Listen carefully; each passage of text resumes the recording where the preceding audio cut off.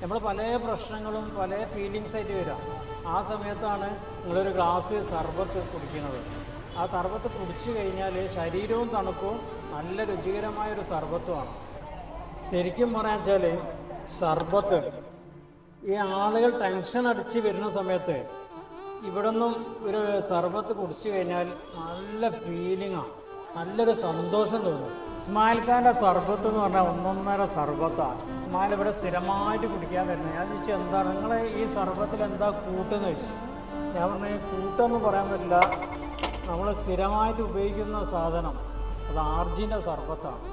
അടിപൊളി സർബത്ത്. എല്ലാവരും വിചാരിക്കും ഞാൻ വീട്ടിൽ നിന്ന് ഉണ്ടാക്കി കൊണ്ടുവരുന്ന സർബത്താണ്. ഇത് വീട്ടിൽ നിന്ന് ഉണ്ടാക്കി കൊണ്ടുവരുന്നല്ല, അതിലും നല്ല മെച്ചമുള്ള, നല്ല രുചിയില്ല, നല്ല ടേസ്റ്റുള്ള ഏറ്റവും നല്ല സർബത്താണ് ആർജി സർബത്ത്. സർബത്ത് നല്ല തണുപ്പിൽ നല്ല രുചിയിലാണ് നമ്മൾ കൊടുക്കുന്നത്.